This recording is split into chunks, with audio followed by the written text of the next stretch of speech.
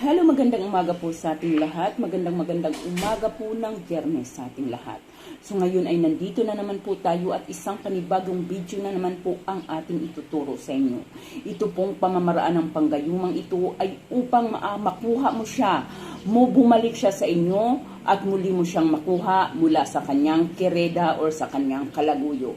Kung ang inyong mga partner ay may mga third party, lalong-lalo na kung kayo ay nagkasama na, kahit kayo ay mag-boyfriend, mag-girlfriend pa lamang, ngunit nagsama na kayo or ibig sabihin nag-live-in or kahit naman hindi pa nag-live-in, ay pwede rin po ito sa mag-asawa. Napakasimple po lamang ng ating gagawin, ngunit bago tayo magpatuloy, tiyakin po kayo ninyo na may 100% kayong paniniwala sa mga ganito dahil kung wala ay wag na lamang po tayong magsayang ng panahon at oras.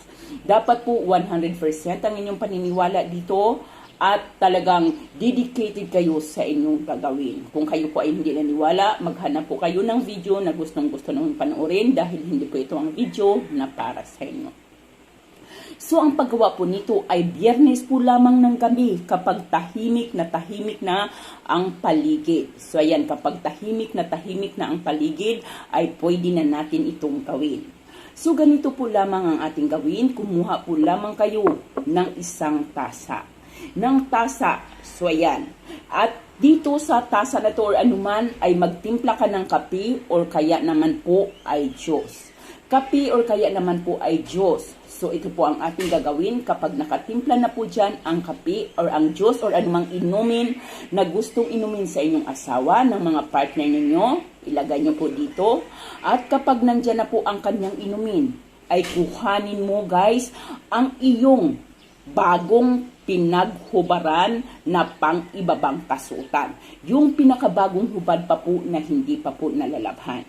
Although medyo masilan po ang video na to, ngunit super effective po, 101% na talagang kayo ay magtatagumpay, lalong-lalo na kung ang inyong intensyon ay malinis, hindi lamang para gamitin o paglaruan ng isang tao. Tiyakin po ninyo na malinis ang inyong intensyon. Kung nais mo lamang na pasakitan ng taong ito ay magdalawang isip ka. Dapat po ginagawa mo ito dahil sa ikakabuti para sa ikabubuti ng inyong relasyon. Ngayon, kapag nandyan na po ang kanyang inumin, nandito na sa baso, kuhanin mo yung pang-ibaba mong kasuotan. At doon, yung pinakapunja ng kasuotan na iyon, yung pababa niyang kasuotan, ay hawakan mo ito at ilublob mo ito doon sa kanyang inumin. Habang inilulublob mo ito doon sa kanyang inumin, ay bigkasin mo ang kanyang buong pangalan, kanyang kumpletong pangalan at ang iyong kahilingan. Sabihin mo doon ang iyong nais, yung talagang may damdamin. So, halimbawa siya si Pedro Pinduco, sasabihin mo, Pedro Pinduco, ikaw ay uuwi sa akin. Ang ating naudlot na pagmamahalan ay ating itutuloy at kailanman ay hindi mo na ako pagtataksilan at ako na lamang ang iyong iibigin habang buhay. Sorry guys. Ito po ay aton po lamang example. Ngunit nasa sa inyo pa rin po kung anuman ang hiling na nais ninyong hilingin habang nakalublob doon ang punja ng inyong pang-ibabang kasuotan. Pagkatapos po ninyo itong gawin, pagkatapos po ninyong humiling, pagkatapos po ninyong gawin, ay maaari na ninyong gamitin ang ating kanyang inumin. So ano po ang gagawin? Halimbawa, magpatimpla siya sa inyo ng kape, magpatimpla siya sa inyo ng juice, kailangang mapatakan mo ang kanyang inumin ng ating ginawa na ito. So halimbawa, sabihin niya, mahal, timplahan mo ako ng kape, or ibig sabihin hiwalay na kayo, gumawa ka ng paraan para magkausap kayo at siya ay alukin mo ng anumang inumin na patakan mo sa ginawa nating gayuma.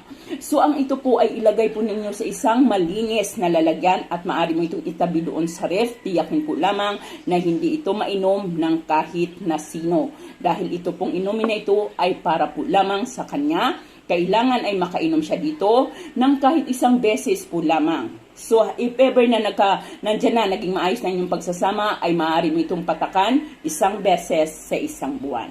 Muli guys, gawin ng tama at tiyakin ang iyang 100% paniniwala. Gawin lamang ng Biyernes o kaya Martes or kaya naman kapag kabilugan ang buwan.